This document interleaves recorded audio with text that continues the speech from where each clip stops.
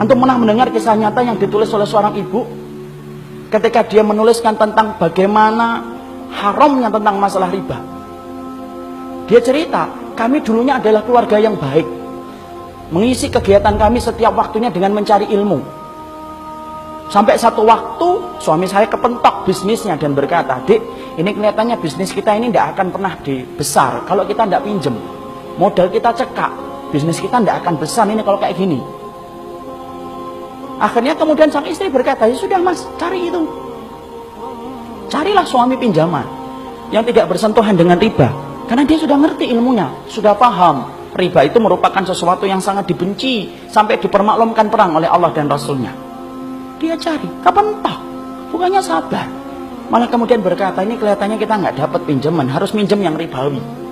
Istrinya yang sama-sama sudah ngaji, berkata kepada suaminya, "Ya sudah mas, pinjam aja, kalau memang itu terpaksa." Nah kita ini gampang sekali ngomong darurah. Nanti tutup dengan sholat, banyak sedekah.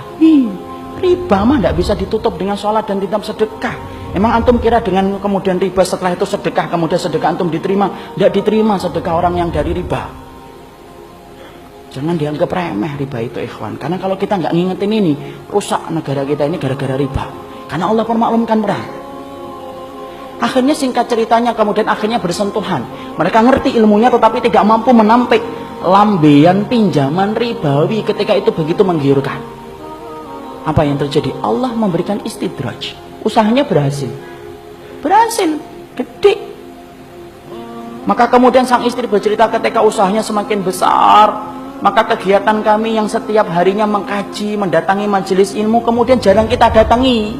Karena kesibukan kami untuk kemudian mengatur bisnis kami. Suami saya kemudian mulai jauh dari kajian ilmu.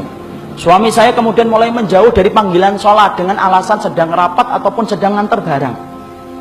Puncak-puncaknya kemudian terjadilah satu dosa besar yang dilakukan oleh seorang suami, di mana istrinya tidak lagi bisa memaafkan. Ingat ikhwan, seorang suami kalau sudah melakukan dosa besar, istri punya hak meminta pisah dari suaminya, dan itu syar'i. Maka suaminya melakukan dosa besar, akhirnya apa? Tidak bisa dimaafkan. Akhirnya apa? Kapal rumah tangga itu karam, tenggelam. Yang menarik adalah ketika sang ibu menuliskan kisah nyata itu, saya baca, beliau mengatakan, saya tidak menyalahkan suami saya tidak menyalahkan bisnisnya, tapi yang saya salahkan adalah ketika kami sudah sibuk mengkaji ilmu, kami ngerti riba itu haram, tapi ternyata kami tidak mampu untuk meninggalkan, padahal kami tahu dosa yang dipermaklumkan perang di dalam kehidupan itu cuma satu dosa riba, dan kami berani mengambil itu. Sampai kemudian akhirnya Allah memberikan musibah dalam kehidupan.